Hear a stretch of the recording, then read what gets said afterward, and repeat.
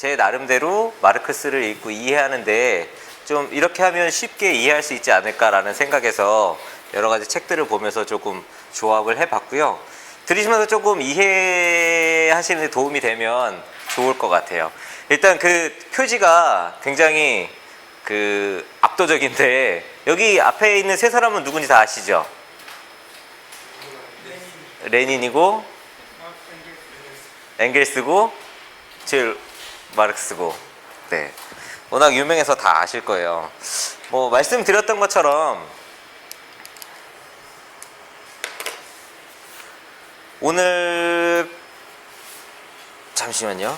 이 사람은 혹시 누군지 아시나요?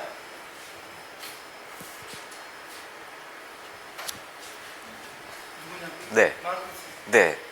얼굴 안 보이고 안 보여도 다 아시죠?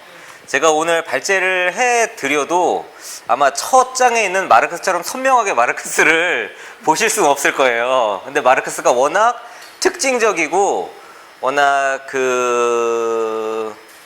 어쨌든 획기적인 일들, 글들을 썼기 때문에 그 발제만으로도 이렇게 마르크스를 어느 정도 알아볼 수 있을 정도의 발제를 해드릴 것 같다라는 의미에서 이 사진을 준비를 했어요. 이 정도로 오늘 마르크스를 볼 수 있을 것 같다라고 기대를 하시면 될 것 같아요. 일단 마르크스에 대해서는 크게 세 가지의 그 마르크스주의의 원천이 있다라고 이야기를 하거든요. 그 첫 번째는 독일 철학이고요. 두 번째는 영국 정치 경제학이고 세 번째는 프랑스 사회주의예요. 첫 번째 독일 철학에서는 마르크스주의 철학이란 게 이제 발전이 됐고요. 두 번째 영국 정치 경제학에서는 마르크스의 경제 이론이 발전을 했어요. 세 번째로 프랑스 사회주의에서는 마르크스의 역사적 유물론이란 게 이제 파생이 돼서 어떻게 보면 이 세 가지의 주요 원천에서 마르크스의 사상이 이렇게 만들어졌다라고 보셔도 큰 무리가 없을 것 같아요. 준비한 PPT는 여기까지예요. 이제부터는 다 말로 할 건데 이 세 가지만 기억하시고 이 세 가지를 이해한다라고 오늘 그 목표를 잡으시면 어디 가서 이제 마르크스의 이야기나 사상을 듣고 이야기할 때 조금 더 이해하는 데 도움이 되실 것 같아서 이 세 가지만 기억하시라고 여기까지만 준비를 했어요. 물론 시간이 없기도 했었지만 어쨌든 발제자는 여기까지 준비했고 가장 핵심은 독일의 사상, 그 마르크스의 사상의 세 가지 주요 원천은 독일 철학과 영국의 정치 경제학, 프랑스의 사회주의 사상입니다. 어쨌든 첫 번째 그 마르크스에 관한 책을 읽으면서 좀 궁금했던 건 마르크스는 왜 공산주의란 것을 생각을 했을까라는 것이 되게 궁금했어요. 그러니까 역사적으로 보면 그때가 혁명이나 사회가 굉장히 좀 급변하는 시기였기도 했고 그 부의 양극화가 어떻게 보면 지금보다도 훨씬 더 심한 때였고 그러다 보면 피폐한 사람들의 삶을 눈으로 직접 목도하면서 아마 그거를 이렇게 무언가 바꾸고 싶다는 생각을 했던 것 같기도 해요. 근데 그 방법을 마르크스는 처음에 학교에 들어가서 시나 역사나 법학을 전공을 했었는데 그러면서 헤겔 철학, 청년 헤겔 학파인가 뭐 그쪽에 이제 들어가서 본격적으로 헤겔의 철학을 공부하기 시작했고 철학을 통해서 세상을 바꾸고 싶다라는 생각을 했던 것 같아요. 그래서 가장 먼저 마르크스의 생각을 어떻게 보면 그의 행동을 이해하기 위해서는 그가 그의 철학을 시작했던 독일 철학을 먼저 알아보는 게 가장 중요할 것 같아요. 일단 철학을 예전에 뭐 그리스 로마 때서부터 쭉 다 설명을 해드릴 수는 없지만 철학에서 진리를 설명하는 큰 두 가지 줄기가 있는데 그 두 가지 중에 하나는 관념론이고 하나는 유물론이에요. 관념론은 쉽게 이야기하면 신에 대해서 이야기를 할 때 신이 있다라는 것 자체를 전제를 하고 그로 인해서 이 만들어진 세상을 설명해 나갑니다. 정신, 이상, 신 이런 것들이 있다라고 전제를 하고 거기서부터 설명을 시작해요. 근데 유물론이라는 것은 그거와는 다르게 무언가 과학적이고 경험적인 것들로 우리의 뭐 생활이라든가 사상이라든가 문화라든가 이런 것들을 설명하려고 해요. 그래서 관념론은 중세 시대 혹은 그 이전에 어떤 신과 관련된 종교와 관련된 것들을 이렇게 지지하는 쪽에서 발전된 철학이다라고 하면, 유물론은 오히려 좀 인간적이고 과학적이고 자연적인 관점에서 사물들을, 사람들을, 사상들을 바라보는, 어떻게 보면 이제 예전에 관념론에서 내려오던 거를 유물론으로 이렇게 바뀌던 그런 이제 전체적인 흐름이다라고 보시면 조금 이해하기 편하실 것 같고요. 아까 그 마르크스가 관심을 가지고 공부했던 헤겔은 이 유물론으로 넘어가지는 않았지만 변증법이라는 것을 사용을 했어요. 변증법은 무엇이냐면, 변증법 이전에는 형이상학이라는 방법으로 진리를 연구를 했는데, 형이상학도 마찬가지예요. 어떤 눈에 보이는 사물이나 물질이나 이런 것들이, 혹은 사람이 어떤 그 역사를 만들어 간다거나 진리를 만들어 간다거나 인생을 스스로 개척한다라는 거나 라고 보지 않고, 무언가 저 너머에 있는 운명에 의해서 이 모든 것들이 결정되어 있고 반복되고 순환되고 한다라고 하는 게 형이상학의 한 부분이에요. 설명하는, 이 정의가 형이상학을 전부 정의하는 건 아니지만 어쨌든 그런 흐름에 있던 형이상학을 변증법적으로 바꿨어요. 무슨 이야기냐 하면, 헤겔 같은 경우에는 세상의 모든 일들이 사람 사이의 관계도 그렇고 국가 안에도 그렇고 모순된 것들이 엉켜 있다라고 생각을 했어요. 그리고 이 모순들이 서로 엉키고 갈등하는 과정에서 무언가 새로운 것으로 변화하고 발전한다라고 봤거든요. 그래서 원시 노예제, 그 다음에 봉건제, 그 다음에 부르주아 혁명을 통해서 자본주의 사회로 변화되어 왔고, 이 자본주의 사회라는 것이 가장 완성형의 발전된 모양이라고 헤겔은 생각을 했어요. 그래서 본인은 변증법적으로 세상이 계속 변한다고 생각을 했지만 자본주의 사상에 대해서는 굉장히 옹호적인 입장을 가지고 있었던 것 같고, 특히 프로이센 제국에 대해서도 굉장히 기대를 많이 하고 있었고, 좀 친한 관계를 이렇게 가지고 있었던 것 같아요. 실례로 헤겔 같은 경우에는 노예제가 끝을 내고 부르주아 혁명을 통해서 모든 사람들이 어떤 의미에서 절대적인 자유를 이제 얻었기 때문에 모든 사람은 다 자유하다라고 이야기를 했지만, 실제적으로 헤겔이 살고 있던 시대에 도시에 사는 하층민이라든가 농노와 같은, 그러니까 농노예는 아니었지만 어쨌든 그런 하층에 있는 계층들은 실제적으로 이전에 노예제 사회 때나 별반 다름없는 생활을 하고 있었고 굉장히 피폐했는데도 불구하고, 헤겔은 노예제라는 것이 폐지가 됐기 때문에 이 모든 것은 문제가 되지 않는다라고 생각을 했어요. 그리고 실제적으로도 어떤 물질적인 어려움이나 곤란함에 대해서 고민하지 말고 정신적으로 억압받지 않고 무언가 이렇게 해탈과 같은 그런 것들을 통해서 그런 것들을 통해서 보다 더 완전한 평온이라고 해야 되나요? 그런 것들에 궁극적인 것에 도달할 수 있다고 이야기를 했거든요.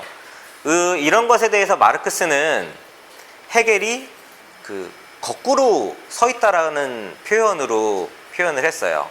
그러니까 헤겔의 어떤 이런 사물을 혹은 진리를 설명하는 방법이 거꾸로 서 있기 때문에 발을 땅바닥에 대고 똑바로 서야 된다라고 이야기를 했거든요. 이 이야기는 뒤에 가면 또 나오니까 그 부분을 조금 더 나중에 설명을 드리기로 하고요.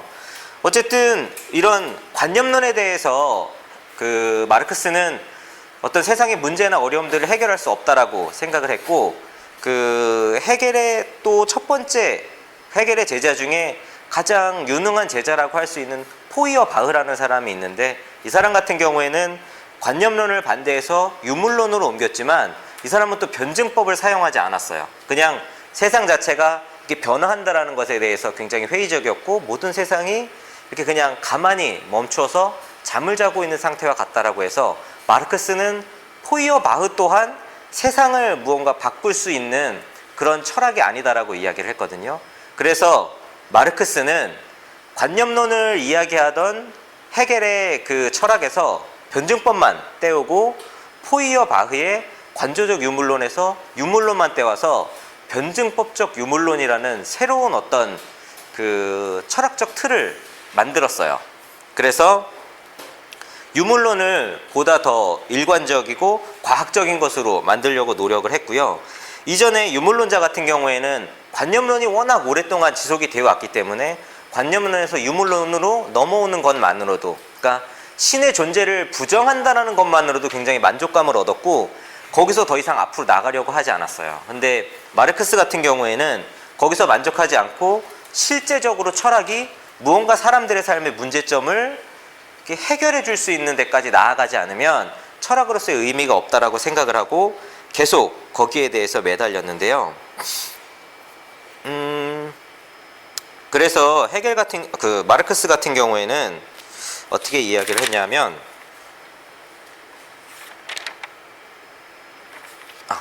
책에 있네요. 마르크스가 그 포이어바흐에 관하여라는 책에서 쓴 글을 보면 그 모든 사회생활은 본질적으로 실천적이다. 이론을 신비주의로 이끌고 가는 모든 신비들은 인간의 실천에서 그리고 실천의 개념적 파악에서 합리적 해결을 얻는다. 관조적 유물론, 즉 감성을 실천적 활동으로서 파악하지 않는 유물론이 도달하는 정점은 각 개체들과 시민사회를 그저 관조하는 것이다. 낡은 유물론의 입지점은 시민사회이며 새로운 유물론의 입지점은 인간적 사회 혹은 사회적 인류다. 철학자들은 세계를 단지 다양하게 해석해왔을 뿐이다. 그러나 중요한 것은 세계를 변화시키는 것이다.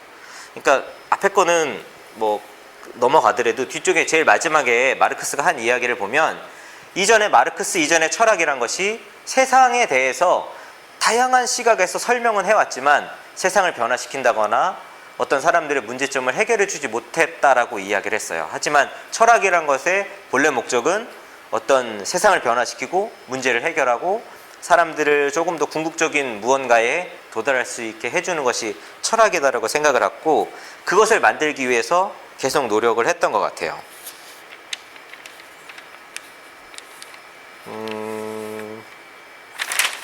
자, 어쨌든 이렇게 마르크스 같은 경우에는 본인이 어떻게 보면 발을 딛고 섰던 독일 철학에 대해서 여러 가지 문제점들을 발견하고 그것을 고치기 위해서 굉장히 많은 노력들을 했어요.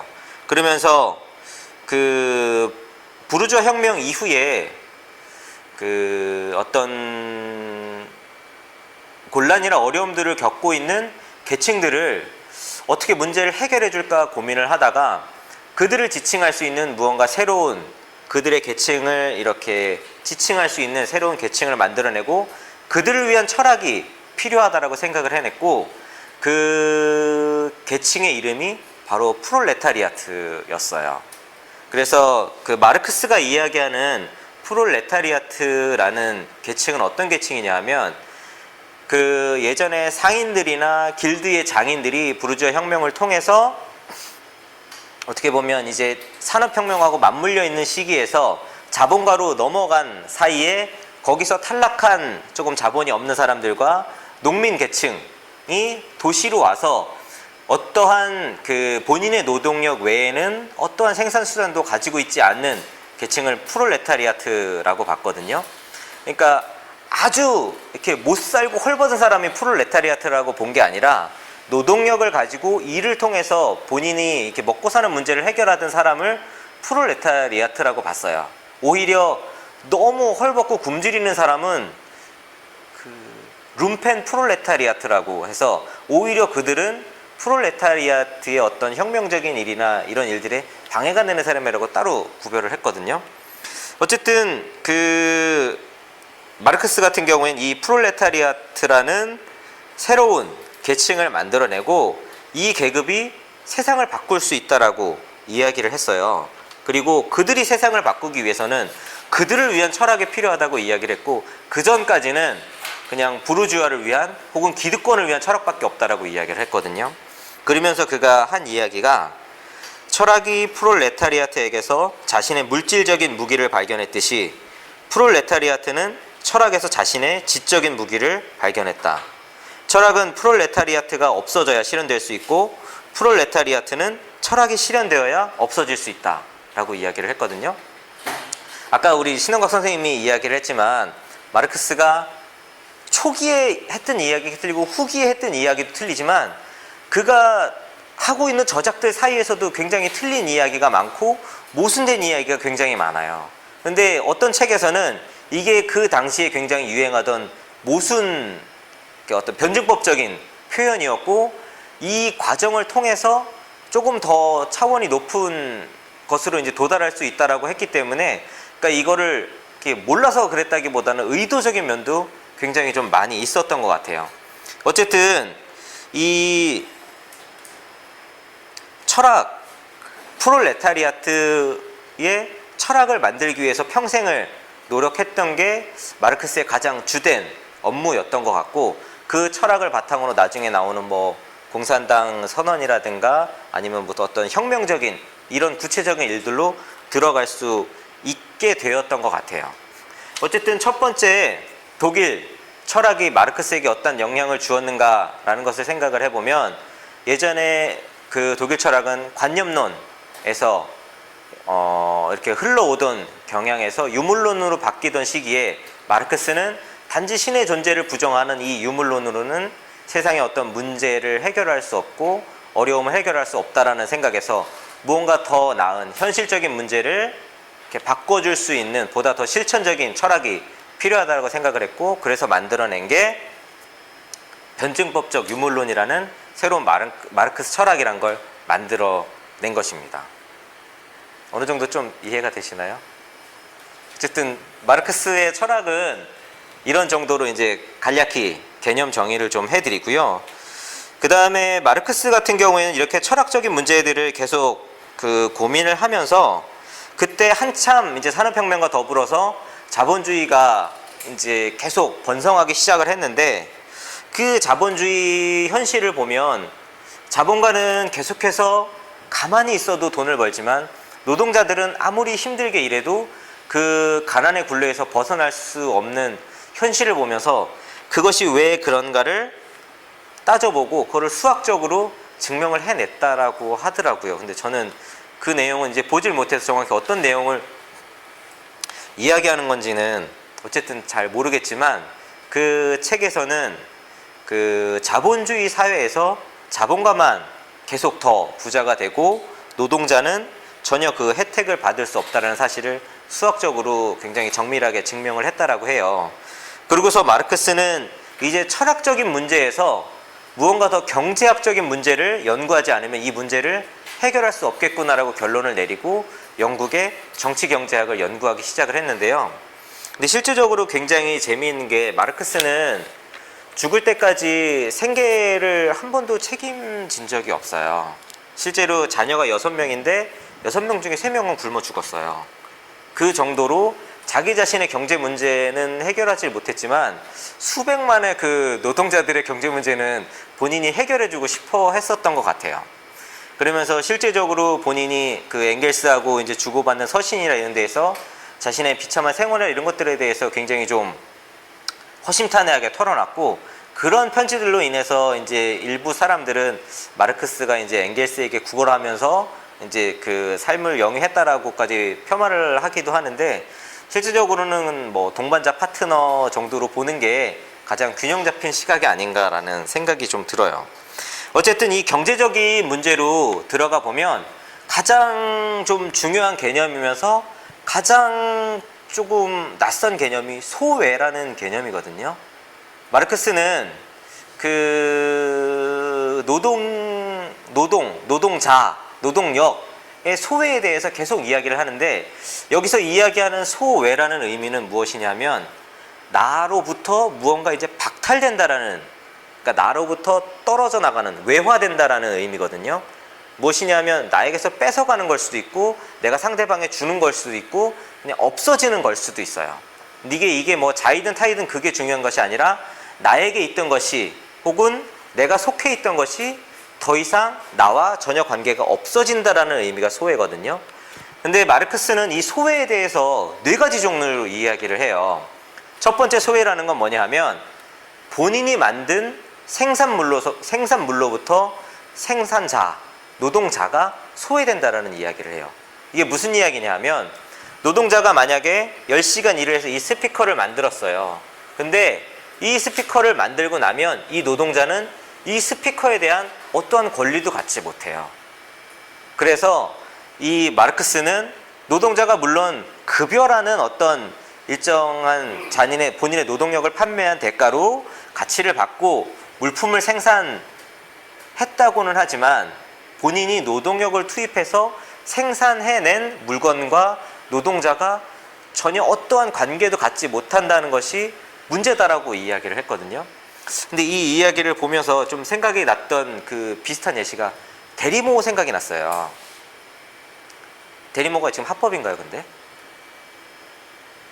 모르겠어요. 어쨌든 그 대리모가 일정한 그 페이를 받고 아이를 대신 임신하고 아이를 낳아주면 그때부터 전혀 그 관계를 정리를 하잖아요. 근데 우리가 느끼기에 이렇게 무언가 가치를 받고 아이를 낳아주긴 했지만 그게 딱 관계가 끊어진다라는 게 거기서는 이렇게 뭔가 남아있는 것 같은 느낌이 들잖아요. 상품을 생산한 거에서 그 노동자하고 상품하고 전혀 관계가 없다라는 것이 문제다라는 것을 얘기할 때는 우리가 워낙 당연하게 노동자가 임금을 받고 일해서 생산해 놓은 상품은 그 회사 혹은 자본가의 몫이라는 것이 너무 이제 딱 박혀 있어서 전혀 이상하지 않지만 대리모의 개념을 좀 비유해서 보면 어느 정도 그때 당시에는 그랬을 수도 있지 않을까라는 생각이 조금 들어요. 더군다나 그 산업혁명이라는 것이 일어나기 전에는 대부분 장인들이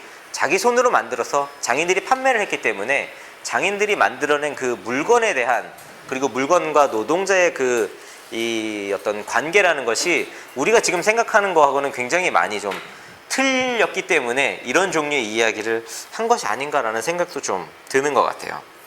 그리고 두 번째는 활동 자체의 소외라는 이야기를 해요.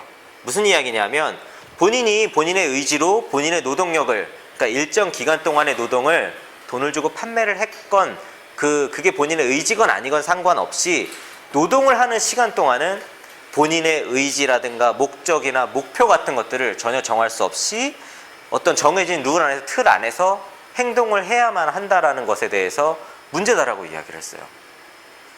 그러니까 지금 우리가 생각하는 틀에서는 이게 정말 왜 문제인가라고 이해가 좀 잘 안 되는 면이 있는 것 같아요. 근데 어쨌든 마르크스는 시작이 철학자였기 때문에 어떤 그 좀 더 큰 틀에서 자아 완성이나 뭐 더 높은 차원으로 나아가는 면에서 이것이 문제가 된다라고 이야기를 했던 것 같아요.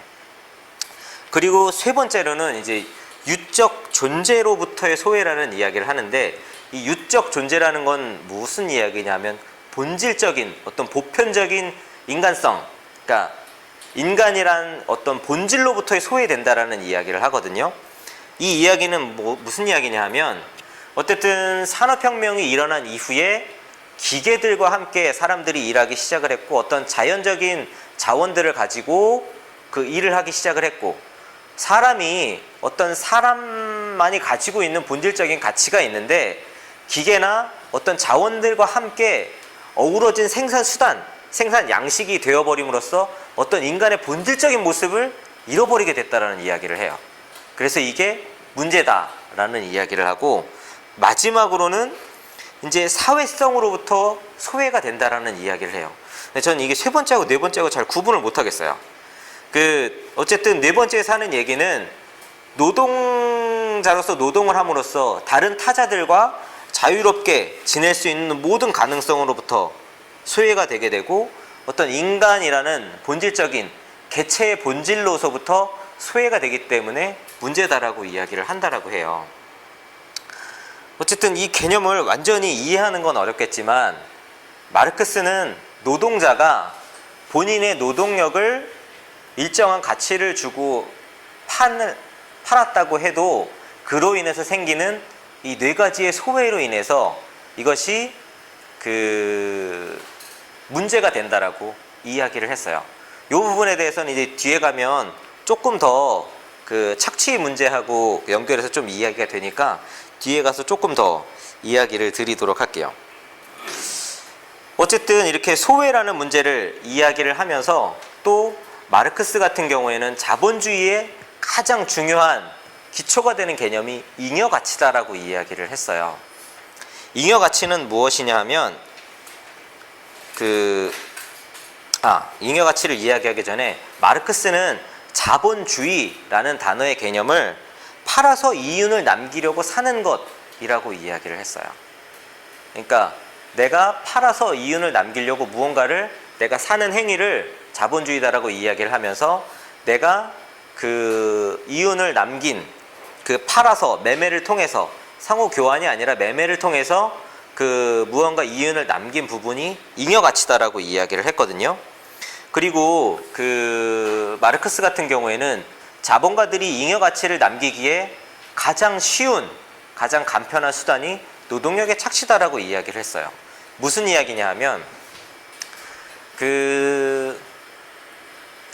어떤 노동자가 하루에 6시간 정도 일을 해서 어떤 물건을 생산해내면 그 사람의 노동력의 가치만큼 생산물을 생산해낼 수 있는데 실제로 자본가는 그 사람을 6시간만 일을 시키는 게 아니라 8시간 일을 시키고 10시간 일을 시키고 12시간 일을 시킨다는 거예요.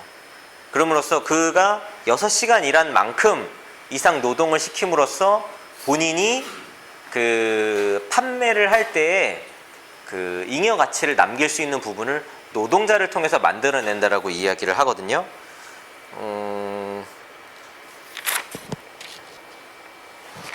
그러면서 그 마르크스 같은 경우에는 이렇게 노동자들이 더 많이 생산하고 더 많이 일하면 일할수록 본인의 어떤 그 상황에서 벗어날 수 있는 가능성이 점점 더 줄어든다라고 이야기를 해요.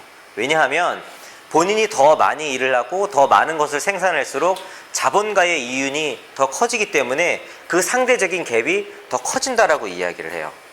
그러면서 임금을 인상을 한다라고 해도 문제가 해결되지 않는다라고 이야기를 해요. 그러니까 그때도 미국이 그런 거였는지는 잘 모르겠는데 마르크스는 그렇게 이야기를 했다라고 해요.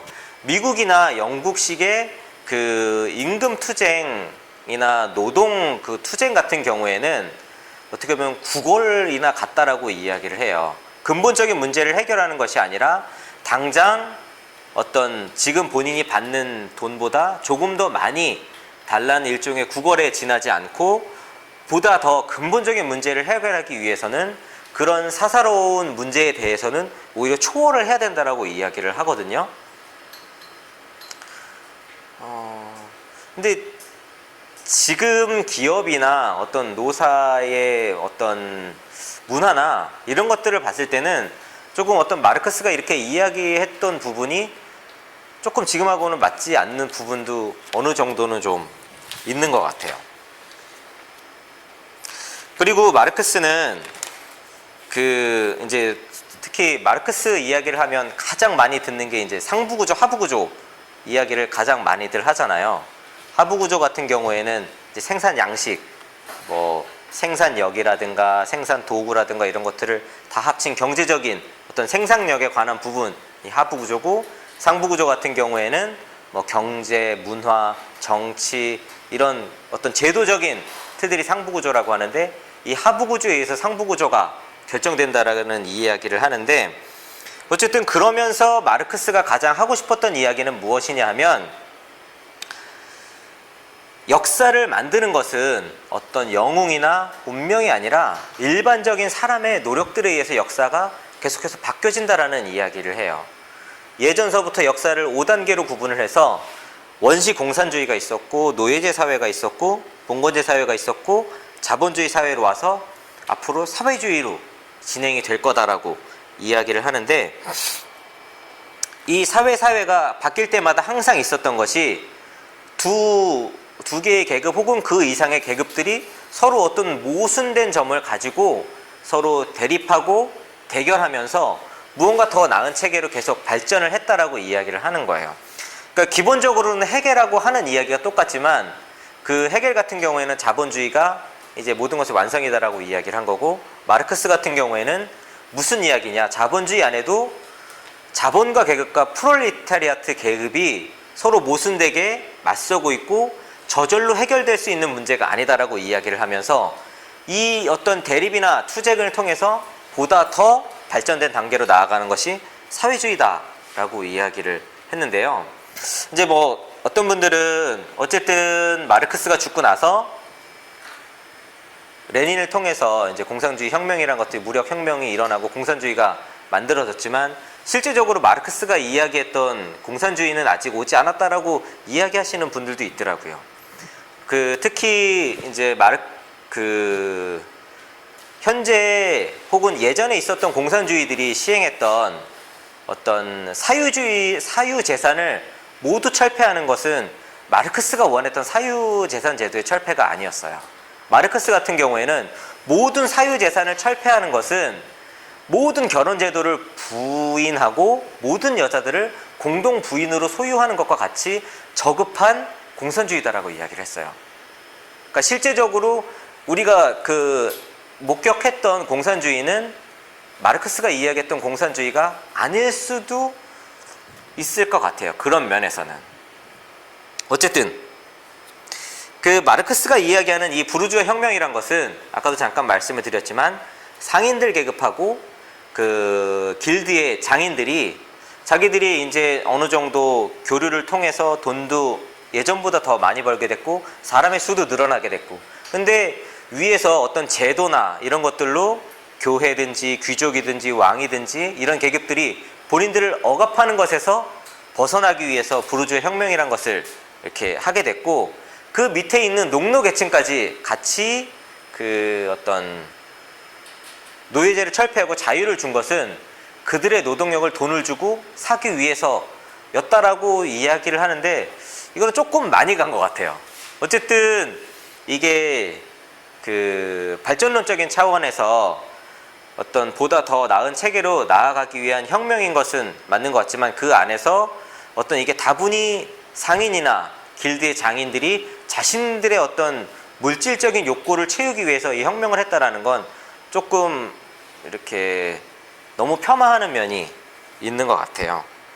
어쨌든 마르크스는 그렇게 봤고, 그렇기 때문에 자본주의 자체라는 것에 내부적인 모순이 있고 그 모순으로 인해서 스스로 무너질 것이고 더 나은 단계로 나아갈 것이다라고 이야기를 했습니다. 네. 그리고 나서 조금 친숙한 이야기가 있어요. 제가 그냥 가끔 어떤 생각을 하냐 하면, 어떤 사회적인 문제를 이렇게 고치는 데에, 그러니까 예를 들면 야구장에 가면 사람들이 이렇게 경기가 한껏 달아오르면 흥분해서 다 일어나게 되잖아요. 다 일어나서 보게 되고. 근데 그거를 한 사람 한 사람 앉아서 봐야 됩니다. 뒷사람이 안 보이니까 앉아서 봐야 됩니다 하고 한 사람 한 사람 얘기하고 다녀도 그 사람은 앉지 않아요. 왜냐하면 나만 앉으면 나만 안 보이니까. 근데 만약에 누가 방송으로 지금서부터는 모든 관중들이 앉아서 시청을 하겠습니다, 그렇지 않을 경우에는 어떠한 이렇게 뭐라 그러죠? 네, 페널티. 영어로 하고 싶었어요. 페널티를 주겠습니다라고 이야기를 하면 사람들이 전부 다 앉을 수 있다라는 이야기죠. 근데 이게 마르크스가 좀 비슷한 생각을 했어요. 무슨 이야기냐면, 사람들이 야, 노동자 계급이 무슨 혁명을 하고 어떻게 세상을 바꿔 라고 이야기를 했는데, 마르크스는 어떻게 생각을 했냐면, 만약에 노동자들이 자신이 어떤 힘을 가지고 있는지를 자각을 하고 자신이 왜 못 사는지를 자각을 하고 자본주의 자체가 이것을 나의 문제를, 가난의 문제를 해결해 줄 수 없다라는 것을 그 노동자들이 깨닫기만 하면 노동자들의 정치화가 가능하다는 이야기를 했거든요. 무슨 이야기냐면, 한 회사든 한 지역이든 노동자 연합이 생기면 이 노동자 연합이 다른 노동자 연합들과 또 노동자 연맹을 맺고 국가 단위로 이게 국제 단위로 노동자 연맹을 맺게 되면 기존의 기득권이나 자본가 세력을 이렇게 전복시킬 수 있는 어떤 무력적인 힘에 의한 혁명도 가능하다라고 생각을 하고 그것을 설파를 했던 거예요. 근데 마르크스 같은 경우에는 그런 무력 혁명에 의한 국가 전복을 이야기하면서도 실제적으로 곧바로 모든 것에 그 사적 소유 제도를 철폐하는 것은 불가능하다라고 본인이 이야기를 했어요. 그러면서 그 이유로 들었던 게 공동사회로 가기에는 생산력이 아직 너무 미약하다는 이야기를 했거든요. 근데 그게 정확히 어떤 의미를 담고 있는 건지를 모르겠어요. 생산력이 더 지금보다 늘어나면 공동사회로 갈 수 있다라는 이야기를 하고 그때가 시간이 지나면 올 거다라고 이야기를 했거든요. 근데 어떤 의미에서 그렇게 했는지 그 밑에 설명이 안 나와서 잘은 모르겠지만 어쨌든 마르크스 같은 경우에는 공산주의 혁명을 한다라고 해서 지금의 공산주의 국가들이 하는 것처럼 모든 사적 소유를 다 철폐하고 그 급격하게 넘어가는 것을 불가능하다라고 생각을 했더라고요. 어쨌든 그 부분이 좀 특이해서 봤고요. 그 다음에는 그 개인적으로 되게 좀 흥미롭기도 했었고 또 사람들이 대부분 이제 마르크스를 공부하면서 가장 흥미있게 보는 부분도 이 부분이라고 하는데요. 마르크스는 이제 상품이 굉장히 신비한 어떤 존재다라고 이야기를 했어요. 그러면서 이제 물신주의 이야기를 했는데 이게 영어로 하면은 패티시예요. 웃지 마세요. 그 남자분들은 많이 익숙하겠지만 그 패티시가 그 인터넷에 떠다니는 패티시하고 똑같은 단어예요. 무슨 이야기냐 하면 물신주의라는 것은 어떤 물건에 대해서 그 욕망을 고착화시키는 그런 것을 이야기하는데 실제적으로 성적인 패티시나 물건 각 개별적인 물건에 대한 패티시를 이야기하는 것은 아니었어요. 마르크스는 무슨 이야기냐면 이 프로젝터, 이 노트북에 대한 욕망을 고착화시킨다는 이야기가 아니라 상품이란 어떤 보편적인 일반적인 개념에 대해서 사람들이 그 어떤 욕망을 고착화시킨다고 이야기를 했거든요. 근데 이게 이렇게 이야기하니까 전혀 개념이 와닿질 않더라고요. 근데 이게 어떤 거에 비유를 했냐면 애니미즘에 비유를 했어요. 애니미즘이 뭐죠? 그쵸. 모든 물건에 신이 있고 의미를 두는 거예요. 물건 자체에도 그 마르크스는 이 물건 자체가 가지고 있는 어떤 가치나 그 본질적인 그것보다 사람들이 이것 자체에 예전에 이제 그 애니미즘처럼 이 물건 자체를 숭배하고 어떤 그런 묘한 것들이 더해진다라고 이야기를 했어요. 그러면서 자본주의 자체가 이런 전 근대적인 특징을 가지고 있기 때문에 자본주의 안에서는 계몽주의적인 것이 나올 수 없다라고 이야기를 했거든요. 근데 이거는 조금 비하기 심한 것 같아요. 그러면서 마르크스 같은 경우에는 여기서 이제 이 물신주의적인 이 부분이 생기는 것을 어떻게 그 물건 안에서 구분을 했냐면 모든 상품이 사용 가치와 교환 가치를 가지는데 이 사용 가치 같은 경우에는 이 책상을 예를 들면 나무와 철제를 가지고 이 책상을 만들었고 이 책상을 우리가 사용하는 어떤 용도나 이런 것들이 정해져 있잖아요. 그래서 이건 눈으로만 봐도 이 책상이 어떤 가치를 가지고 있다라고 알 수 있지만 이 책상이 상품으로 만들어지는 순간 또한 교환 가치를 갖고 있기 때문에 이 교환 가치는 이제 초감각적이다라는 이야기를 해요. 그러니까 눈으로 봐서 알 수 없고 어떤 본인들이 이렇게 직관적으로 알 수 없는 어떤 가치가 이 안에 바로 부착이 되기 때문에 상품이란 것이 신기한 힘을 가진다라고 이야기를 하거든요. 그러면서 이 물건을 만드는 노동에도 사용 가치를 만들어내는 구체적인 노동이 있고 그 교환 가치를 만들어내는 상대적인 가치를 만들어내는 추상 노동이 있다라고 이야기를 해요. 그래서 마르크스 같은 경우에는 아까 앞에서 이야기했던 잉여 가치라는 것을 만들어낼 때 노동자를 고용할 때에 이 구체 노동에 따라서 임금을 결정해서 그 사람을 고용하는 것이 아니라 이 사람이 그 상대적 가치, 교환 가치를 만들어낼 수 있는 추상 노동의 가치를 보고 그 사람을 고용한다라고 이야기를 하거든요. 근데 이게 잘 이해가 안 돼요. 무슨 이야기인지. 그냥 제가 이해하기로는 어떻게 이해를 했냐면, 만약에 이 나무 책상을 만드는데 제가 일을 하면 10시간 동안 일을 해서 이 책상을 만들 수 있고 임금은 100원을 받아요. 근데 우리 여기 앞에 앉은 어르신은, 어르신 아니죠.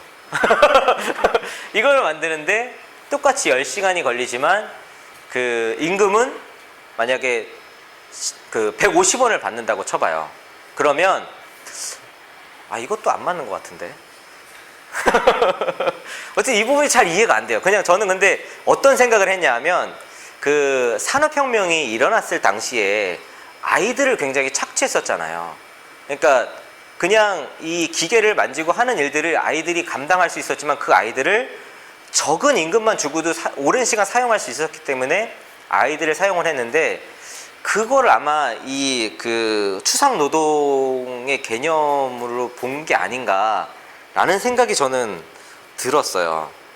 어쨌든 그 마르크스 같은 경우에는 이렇게 그 노동자 혹은 생산력, 생산 활동을 소외시키면서 만들어지는 상품이 가지고 있는 어떤 물신주의적인 특징 때문에 자본주의 자체가 어떤 문제를 가지고 있고, 그 안에서 무언가 자발적으로 이게 계몽될 수 있는 이게 구조가 만들어지지 않는다라고 이야기를 했고, 그렇기 때문에 이게 더 나은 사회주의로 나아갈 수밖에 없다라고 이야기를 한 것 같아요.